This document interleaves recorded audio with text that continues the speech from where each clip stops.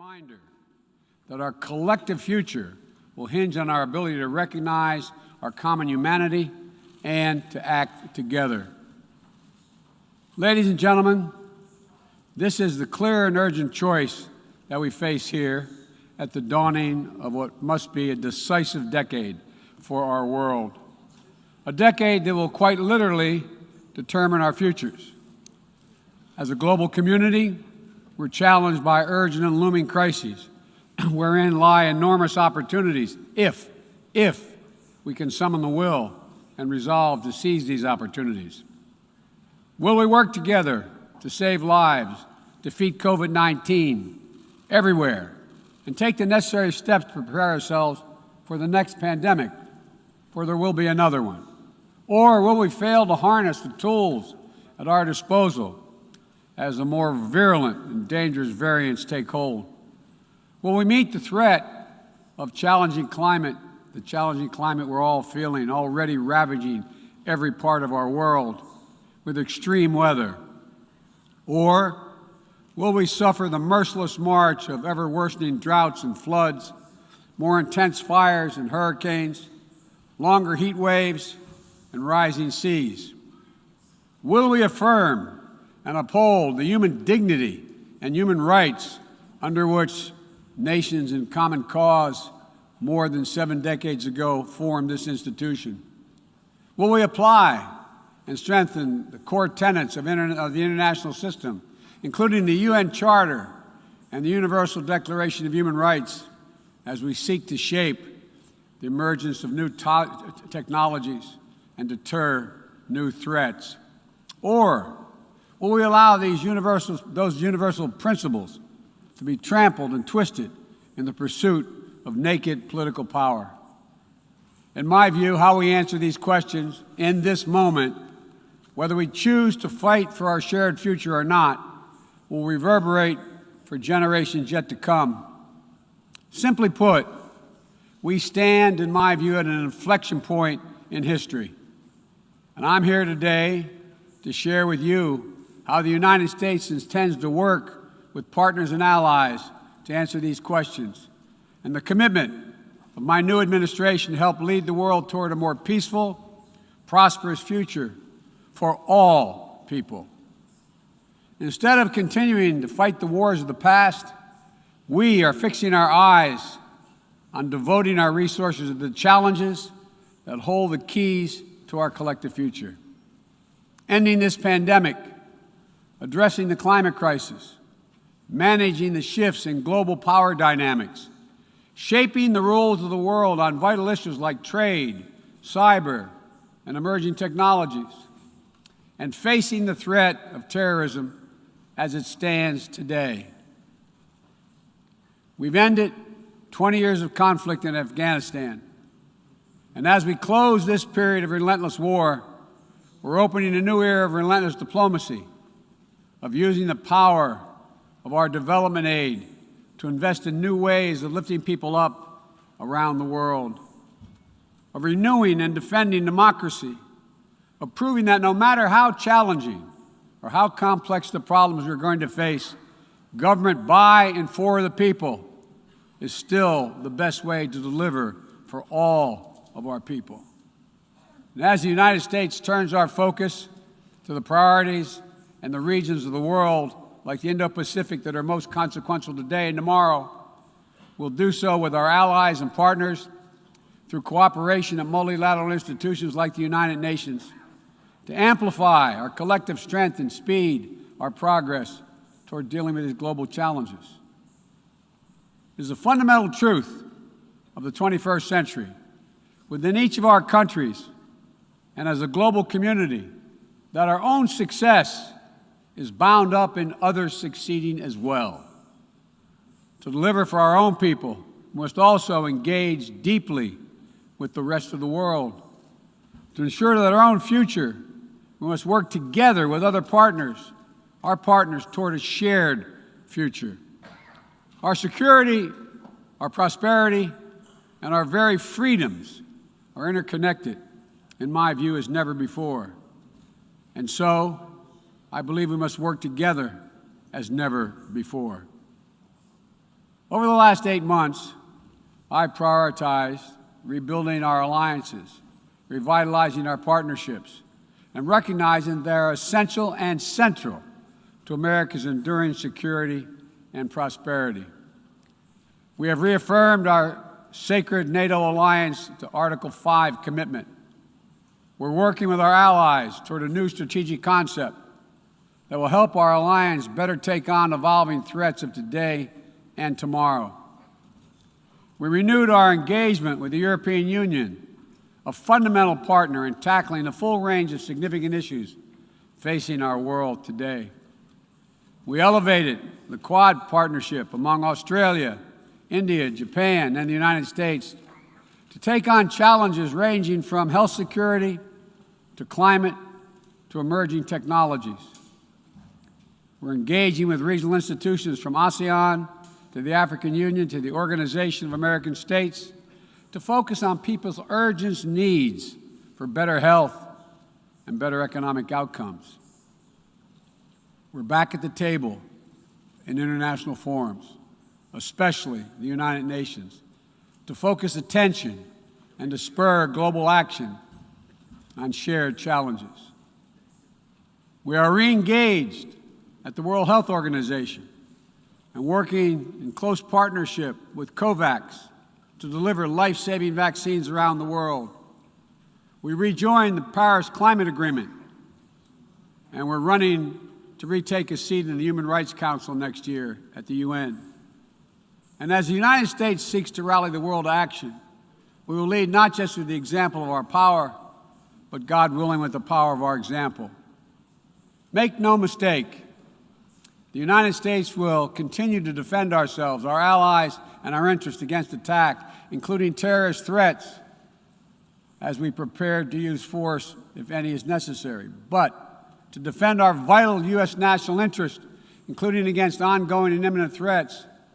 But the mission must be clear and achievable, undertaken with informed consent of the American people, and whenever possible, in partnership with our allies. U.S. military power must be our tool of last resort, not our first. And it should not be used as an answer to every problem we see around the world. Indeed, today, many of our greatest concerns cannot be solved or even addressed through the force of arms. Bombs and bullets cannot defend against COVID-19 or its future variants. To fight this pandemic, we need a collective act of science and political will. We need to act now to get shots in arms as fast as possible and expand access to oxygen, tests, treatments to save lives around the world. And for the future, we need to create a new mechanism to finance global health security that builds on our existing development assistance and global health and a global health threat council that is armed with the tools we need to monitor and identify emerging pandemics so that we can take immediate action. Already, the United States has put more than $15 billion toward the global COVID response. We've shipped more than 160 million doses of COVID-19 vaccine to other countries. This includes 130 million doses from our own supply and the first tranches of the 500 million doses of Pfizer vaccine we purchased to donate through COVAX. Planes carrying vaccines from the United States have already landed in 100 countries, bringing people all over the world a little dose of hope, as one American nurse termed it to me. A dose of hope, direct from the American people, and importantly, no strings attached. And tomorrow, at the U.S.-hosted Global COVID-19 Summit, I'll be announcing additional commitments as we seek to advance the fight against COVID-19 and hold ourselves accountable around specific targets on 3 key challenges: saving lives now, vaccinating the world, and building back better. This year has also brought widespread death and devastation from the borderless climate crisis. The extreme weather events that we have seen in every part of the world, and you all know it and feel it, represent what the Secretary General has rightly called Code Red for humanity. And the scientists and experts are telling us that we're fast approaching a point of no return in a literal sense. To keep within our reach the vital goal of limiting global warming to 1.5 degrees Celsius, every nation needs to bring their highest possible ambitions to the table when we meet in Glasgow for COP26. And then to have to keep raising our collective ambition over time. In April, I announced the United States' ambitious new goal under the Paris Agreement to reduce greenhouse gas emissions from the United States by 50 to 52% below 2005 levels by 2030, as we work toward achieving a clean energy economy with net zero emissions by 2050. And my administration is working closely with our Congress to make critical investments in green infrastructure and electric vehicles that will help us lock in progress at home toward our climate goals. And the best part is, making these ambitious investments isn't just good climate policy, it's a chance for each of our countries to invest in ourselves and our own future. It's an enormous opportunity to create good-paying jobs for workers in each of our countries and to spur long-term economic growth that will improve the quality of life for all of our people. We also have to support the countries and people that will be hit the hardest and that have the fewest resources to help them adapt. In April, I announced the United States will double our public international financing to help developing nations tackle the climate crisis. And today, I'm proud to announce that we'll work with the Congress to double that number again, including for adaptation efforts. This will make the United States a leader in public climate finance, and with our added support, together with increased private capital and from other donors, we'll be able to meet the goal of mobilizing $100 billion to support climate action in developing nations. As we deal with these crises, we're also encountering a new era, an era of new technologies and possibilities that have potential to release and reshape every aspect of human existence. And it's up to all of us to determine whether these technologies are a force to empower people or to deepen repression. As new technologies continue to evolve, we'll work together with our democratic partners to ensure that new advances in areas from biotechnology to quantum computing, 5G, artificial intelligence, and more are used to lift people up, to solve problems, and advance human freedom, not to suppress dissent or target minority communities. And the United States intends to make a profound investment in research and innovation, working with countries at all stages of economic development to develop new tools and technologies to help us tackle the challenges of this second quarter of the 21st century and beyond. We're hardening our critical infrastructure against cyber attacks, disrupting ransomware networks, and working to establish clear rules of the road for all nations as it relates to cyberspace. We'll reserve the right to respond decisively to cyber attacks that threaten our people, our allies, or our interests. We will pursue new rules of global trade and economic growth that strive to level the playing field so that it's not artificially tipped in favor of any one country at the expense of others. And every nation has the right and opportunity to compete fairly. We will strive to ensure that basic labor rights, environmental safeguards, and intellectual property are protected, and that the benefits of globalization are shared broadly throughout all our societies. We'll continue to uphold the long-standing rules and norms that have formed the guardrails of international engagement for decades, that have been essential to the development of nations around the world. Bedrock commitments like freedom of navigation, adherence to international laws and treaties, support for arms control measures that reduce the risk and enhance transparency. Our approach is firmly grounded and fully consistent with the United Nations mission and the values we've agreed to when we drafted this charter. These are commitments we all made and that we're all bound to uphold. And as we strive to deal with these urgent challenges, whether they're long-standing or newly emerging, we must also deal with one another. All of the major powers of the world have a duty, in my view, to carefully manage their relationships so they do not tip from responsible competition to conflict. The United States will compete and will compete vigorously and lead with our values and our strength.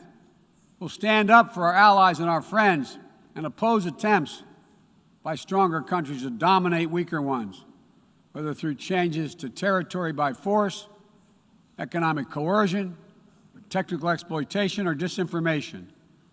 But we're not seeking, say it again, we are not seeking a new Cold War or a world divided into rigid blocs. The United States is ready to work with any nation that steps up and pursues peaceful resolution to shared challenges, even if we have intense disagreements in other areas, because we'll all suffer the consequences of our failure if we do not come together to address the urgent threats like COVID-19 and climate change, or enduring threats like nuclear proliferation. The United States remains committed to preventing Iran from gaining a nuclear weapon. We're working with the P5+1 to engage Iran diplomatically and to seek a return to JCPOA. We're prepared to return to full compliance if Iran does the same. Similarly, we seek serious and sustained diplomacy to pursue the complete denuclearization of the Korean Peninsula. We seek concrete progress toward an available plan with tangible commitments that would increase stability on the peninsula and in the region, as well as improve the lives of the people in the Democratic People's Republic of Korea. We must also remain vigilant to the threat of terror that terrorism poses to all our nations, whether emanating from distant regions of the world or in our own backyards. We know the bitter sting of terrorism is real. We've almost all experienced it. Last month, we lost 13 American heroes and almost 200 innocent Afghan civilians in a heinous terrorist attack at the Kabul airport. Those who commit acts of terrorism against us will continue to find a determined enemy in the United States. The world today is not the world of 2001, though. And the United States is not the same country we were when we were attacked on 9/11 20 years ago. Today, we're better equipped to detect and prevent terrorist threats, and we are more resilient in our ability to repel them and to respond. We know how to build effective partnerships to dismantle terrorist networks by targeting their financing and support systems, countering their propaganda, preventing their travel, as well as disrupting imminent attacks. We'll meet terrorist threats that arise today and in the future with a full range of tools available to us, including working in cooperation with local partners so that we need not be so reliant on large-scale military deployments. One of the most important ways we can effectively enhance security and reduce violence is by seeking to improve the lives of the people all over the world who see that their governments are not serving their needs. Corruption fuels inequality, siphons off a nation's resources, spreads across borders, and generates human suffering is nothing less than a national security threat in the 21st century. Around the world, we're increasingly seeing citizens demonstrate their discontent, seeing the wealthy and well-connected grow richer and richer, taking payoffs and bribes, operating above the law, while the vast majority of the people struggle to find a job or put food on the table, or to get their businesses off the ground, or simply send their children to school. People have taken to the streets in every region to demand that their governments address people's basic needs, give everyone a fair shot to succeed, and protect their God-given rights. And in that chorus of voices across languages and continents, we hear a common cry, a cry for dignity, simple dignity. As leaders, it's our duty to answer that call, not to silence it. The United States is committed to using our resources and our international platform to support these voices, listen to them, partner with them to find ways to respond that advance human dignity around the world. For example, there's an enormous need for infrastructure in developing countries. But infrastructure that is low quality or that feeds corruption or exacerbates environmental degradation may only end up contributing to greater challenges for countries over time. Done the right way, however, with transparent, sustainable investment in projects that respond to the country's needs and engage their local workers to maintain high labor and environmental standards, infrastructure can be a strong foundation that allows societies in low and middle-income countries to grow and to prosper. That's the idea behind the Build Back Better world. And together with the private sector and our G7 partners, we aim to mobilize hundreds of billions of dollars in infrastructure investment. We will also continue to be the world's largest contributor to humanitarian assistance, bringing food, water, shelter, emergency health care, and other vital life-saving aid to millions of people in need. When the earthquake strikes, the typhoon rages, or disaster anywhere in the world, the United States shows up. We'll be ready to help. And at a time when nearly 1 in 3 people globally do not have access to adequate food just last year, the United States is committing to rallying our partners to address immediate malnutrition and to ensure that we can sustainably feed the world for the decades to come. To that end, the United States is making a $10 billion commitment to end hunger and invest in food systems at home and abroad. Since 2000, the United States government has provided more than $140 billion to advance health and strengthen health systems, and we will continue our leadership to drive these vital investments to make people's lives better every single day. Just give them a little breathing room. And as we strive to make lives better, we must work with renewed purpose to end the conflicts that are driving so much pain and hurt around the world. We must redouble our diplomacy and commit to political negotiations, not violence, as a tool of first resort. To manage tensions around the world, we must seek a future of greater peace and security for all people of the Middle East. The commitment of the United States to Israel's security is without question, and our support for an independent Jewish state is unequivocal.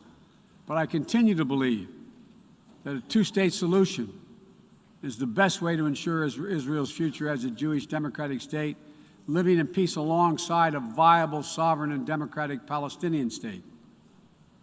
We're a long way from that goal at this moment, but we must never allow ourselves to give up on the possibility of progress. We cannot give up on solving raging civil conflicts, including in Ethiopia and Yemen, where fighting between warring parties is driving famine, horrific violence, human rights violations against civilians, including and unconscionable use of rape as a weapon of war. We'll continue to work with the international community to press for peace and bring an end to this suffering. As we pursue diplomacy across the board, the United States will champion the democratic values that go to the very heart of who we are as a nation and a people: freedom, equality, opportunity, and a belief in the universal rights of all people. It's stamped into our DNA as a nation, and critically, it's stamped into the DNA of this institution, the United States. We sometimes forget. I quote the opening words of the Universal Declaration of Human Rights, quote, "The equal and inalienable rights of all members of the human family is the foundation of freedom, justice, and peace in the world." The founding ethos of the United Nations places the rights of individuals at the center of our system. And that clarity and vision must not be ignored or misinterpreted. The United States will do our part, but will be more successful and more impactful if all of our nations are working toward the full mission to which we are called. That's why more than 100 nations united again around a shared statement, and the Security Council adopted a resolution outlining how we'll support the people of Afghanistan moving forward, laying out the expectations to which we'll hold the Taliban when it comes to respecting universal human rights. We all must advocate for women, the rights of women and girls to use their full talents, to contribute economically, politically, and socially, and pursue their dreams free of violence and intimidation. From Central America to the Middle East to Africa to Afghanistan, wherever it appears in the world. We all must call out and condemn the targeting and oppression of racial, ethnic, and religious minorities when it occurs whether it occurs in Xinjiang or northern Ethiopia or anywhere in the world. We all must defend the rights of LGBTQI individuals so they can live and love openly without fear, whether it's Chechnya or Cameroon or anywhere. As we steer our nations toward this inflection point and work to meet today's fast-moving, cross-cutting challenges, let me be clear. I am not agnostic about the future we want for the world. The future will belong to those who embrace human dignity, not trample it. The future will belong to those who unleash the potential of their people, not those who stifle it. The future will belong to those who give their people the ability to breathe free, not those who seek to suffocate their people with an iron hand. Authoritarianism, the authoritarianism of the world, may seek to proclaim the end of the age of democracy, but they're wrong. The truth is, the democratic world is everywhere. It lives in the anti-corruption activists, the human rights defenders, the journalists, the peace protesters. On the front lines of this struggle in Belarus, Burma, Syria, Cuba, Venezuela, and everywhere in between. It lives in the brave women of Sudan who withstood violence and oppression to push a genocidal dictator from power and who keep working every day to defend their democratic progress. It lives in the proud Moldovans who helped deliver a landslide victory for the forces of democracy with a mandate to fight graft, to build a more inclusive economy. It lives in the young people of Zambia who harnessed the power of their vote for the first time, turning out in record numbers to denounce corruption and chart a new path for their country. And while no democracy is perfect, including the United States, we'll continue to struggle to live up to the highest ideals to heal our divisions. And we face down violence and insurrection. Democracy remains the best tool we have to unleash our full human potential. My fellow leaders, this is a moment where we must prove ourselves the equals of those who come before us, who with vision and values and determined faith in our collective future built our United Nations, broke the cycle of war and destruction, and laid the foundations for more than 7 decades of relative peace and growing global prosperity. Now, we must again come together to affirm the inherent humanity that unites us is much greater than any outward divisions or disagreements. We must choose to do more than we think we can do alone so that we'll accomplish what we must together. Ending this pandemic and making sure we're better prepared for the next one. Staving off climate change and increasing our resilience to the impacts we already are seeing. Ensuring a future where technologies are a vital tool to solving human challenges and empowering human potential, not a source of greater strife and repression. These are the challenges that we will determine what the world looks like for our children and our grandchildren and what they'll inherit. We can only meet them by looking to the future. I stand here today for the first time in 20 years with the United States not at war. We've turned the page. All the unmatched strength, energy, and commitment, will, and resources of our nation are now fully and squarely focused on what's ahead of us, not what was behind. I know this.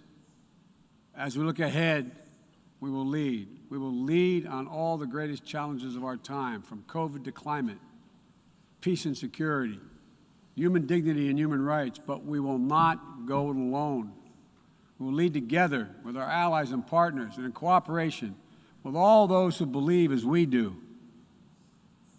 that this is within our power to meet these challenges, to build a future that lifts all of our people and preserves this planet. But none of this is inevitable. It's a choice. And I can tell you where America stands. We will choose to build a better future.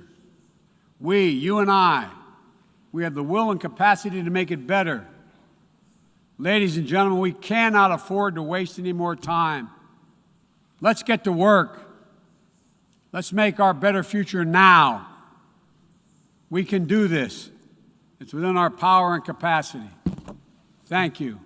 God bless you all.